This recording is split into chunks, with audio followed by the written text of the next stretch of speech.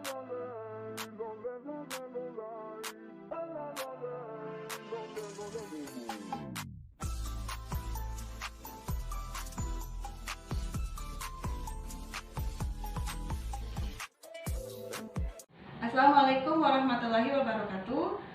Perkenalkan, saya Indah Lestari, NIM saya 190005393. Saya akan memenuhi tugas dari Pak Lovandri, mata pelajaran Belajar dan Pembelajaran Universitas Ahmad Dahlan Yogyakarta.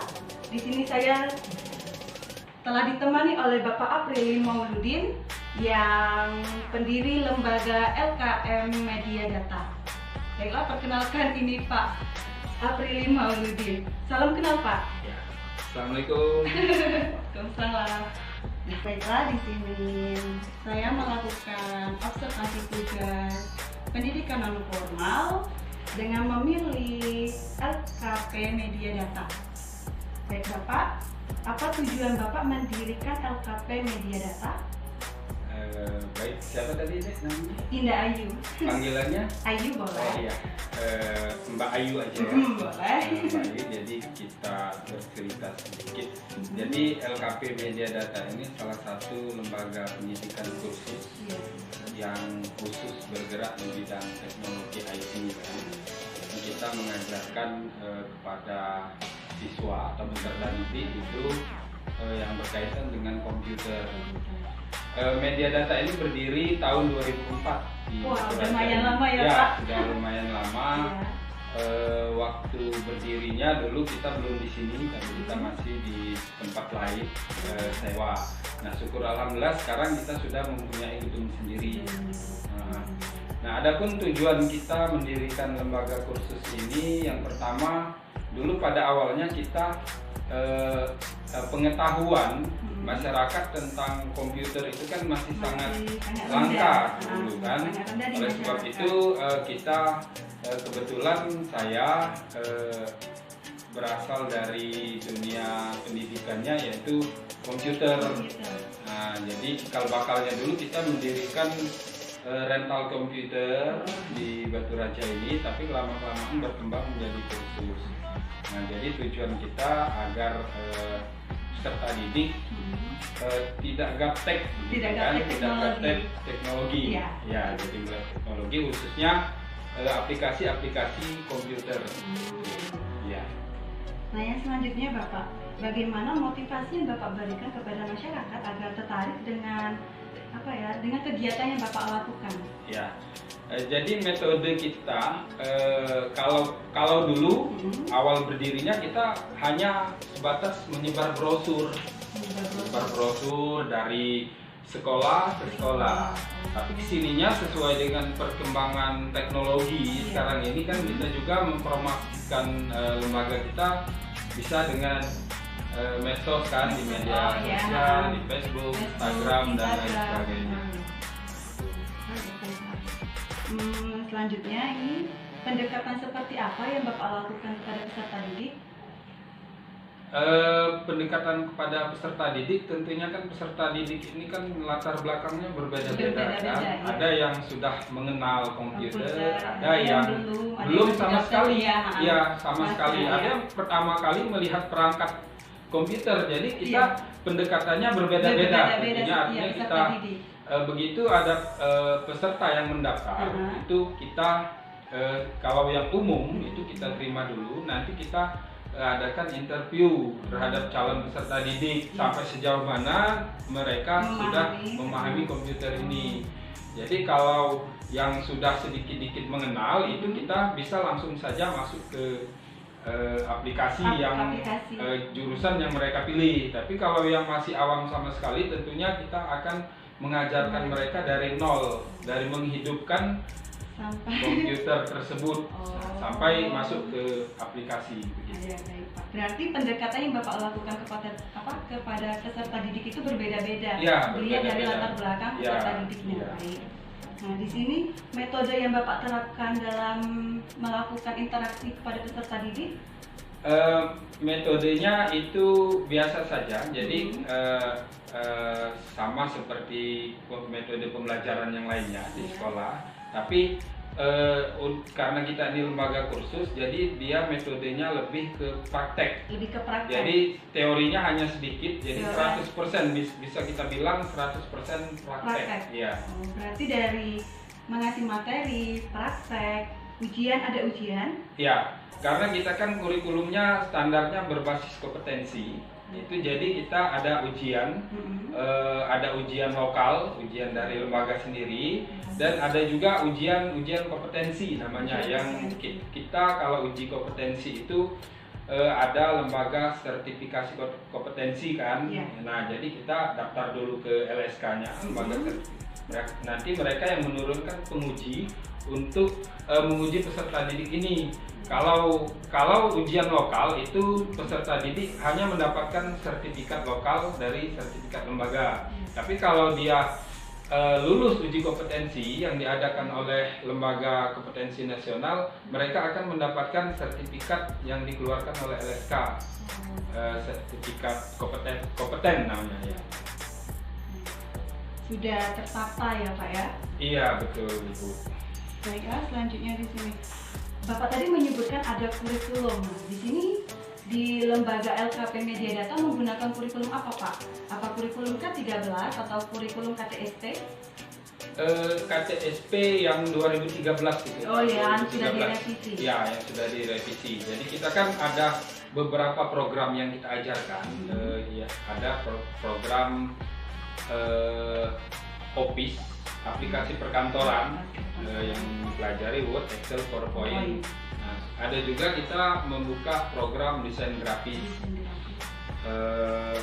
Kalau desain grafis ini arahnya lebih ke life skill ya, artinya keterampilan. Jadi untuk kurikulumnya kita mengacu karena kita juga ada bekerja sama dengan DUDI yang ada di Batu Raja, dunia usaha dunia industri.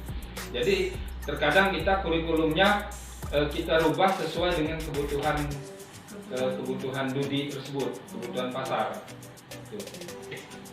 Selanjutnya, apakah setiap tahun LKP Media Data menjalankan revisi kurikulum atau revisi kegiatan dari setiap tahunnya? Kita kalau untuk kurikulum yang aplikasi perkantoran tadi itu kita tidak ada perubahan. Tapi yang biasanya ada revisi dan perubahan itu yang life skill seperti desain grafis. Untuk saat ini baru desain grafis yang kita laksanakan, tapi ke depan mungkin kita ada program sinematografi atau fotografi seperti itu. Nah, itulah tadi kurikulumnya berubah-ubah menyesuaikan dengan kebutuhan pasar dan perkembangan teknologi. Ya. Baik Pak. Bagaimana dengan penguatan karakter dan literasi pada peserta didik? Kita di samping mengajarkan program keterampilan komputer itu sendiri, kita juga ada materi yang namanya materi soft skill. Materi soft skill ini kita penguatannya pertama itu pendidikan karakter, kedua mental wirausaha, dan yang ketiga itu ada marketing, digital marketing sekarang. Nah, itu yang kita ajarkan juga kepada siswa, karena siswa tidak semata-mata kan untuk memiliki keterampilan ini arahnya orientasinya adalah bekerja, tidak, tapi ada juga sebagian peserta didik itu yang orientasinya berwirausaha. Nah, oleh sebab itu LKP Media Data juga memiliki 3 kurikulum soft skill yang akan kita ajarkan juga kepada peserta didik. Yang pertama pendidikan karakter, kedua mental kewirausahaan atau entrepreneurship, yang ketiga digital marketing tadi. Nah, untuk narasumbernya itu terkadang kita mengambil profesional untuk mengajarkan ini. Artinya seperti di Kabupaten Oku ini kan banyak pengusaha-pengusaha yang sudah sukses. Jadi kita panggil ke sini pengusaha tersebut untuk menularkan ilmunya untuk kepada motivasi kepada peserta didik agar mental kewirausahanya itu agar tetap semangat. Iya, betul. Selanjutnya, kesulitan Bapak dalam menjalani program LKP Media Data apa Pak? Dari tahun 2014 sampai 2020 ini? Tentunya banyak suka duka Iya. pasang surut lembaga kami ini dari tahun 2004 berdiri. Itu pertama berdiri booming karena masih jarang. Iya. Lembaga kita belum memiliki kompetitor waktu itu, jadi baru media data sendiri. Nah, mungkin Mbak Ayu masih kecil pada saat itu di daerah Sukaraya, di dekat SMA Sentosa Bakti. Itu pertama kali kita berdiri. Di situ booming, rame. Nah, kesininya setelah banyak lembaga-lembaga sejenis berdiri, tentunya kita sudah ada persaingan. Nah, kita sempat mati suri juga media data ini dari tahun 2004 sampai ke tahun 2012 itu stabil.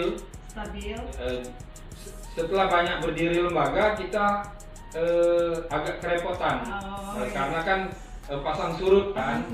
Nah, oleh sebab itu selama 2 tahun kita rehab tempat ini biar kita punya gedung sendiri, jadi kita tidak berpikir untuk bayar sewa segala macam. Nah, syukur alhamdulillah sampai saat ini cukup stabil sampai ke pandemi corona ini. Nah, setelah di pandemi corona ini kan seluruh sekolah itu kan tidak boleh melakukan aktivitas tatap muka. Nah, sekarang ini kita sedang mengembangkan juga metode belajar daring. Tapi memang peminatnya karena kita ini ilmu praktek, jadi belum ada yang kita. Tapi kalau kita ada program dari pemerintah, kita terapkan belajar daring tersebut kita terapkan. Tapi untuk yang peserta reguler belum ada. Nah, itu suka dan kendala-kendala yang kita hadapi. Iya. Tanggapan Bapak tentang masyarakat yang melihat layanan LKP Media Data bagaimana, Pak? Apakah masyarakat mendukung kegiatan Bapak atau bagaimana? Iya, tentunya masyarakat kalau kita lihat kan, artinya kita melihat tolak ukurnya dari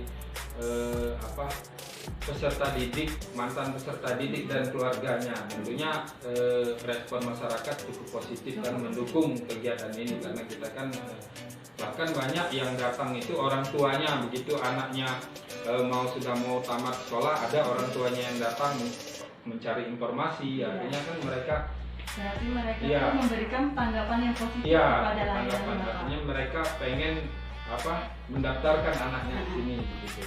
Iya. Apakah program LKP Media Data mendapatkan bantuan finansial atau sarana dan prasarana dari pemerintah setempat, Pak? Ada. Kita kan mitra kita itu adalah dinas pendidikan. Kalau di daerah dinas pendidikan, kalau lebih tinggi lagi adalah Kementerian Pendidikan dan Kebudayaan.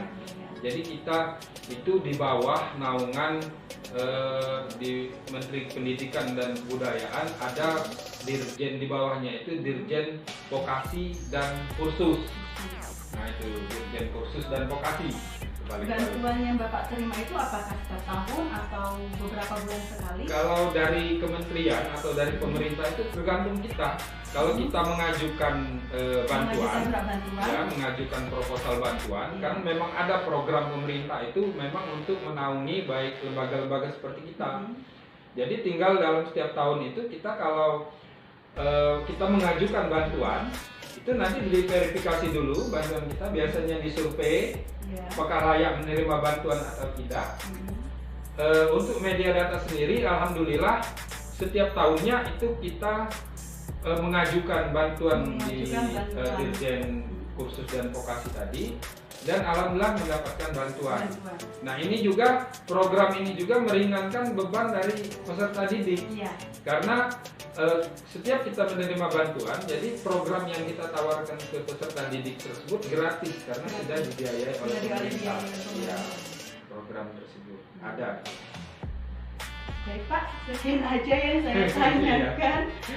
Baiklah teman-teman, sekian yang wawancara yang saya lakukan kepada Bapak Aprili Mauludin.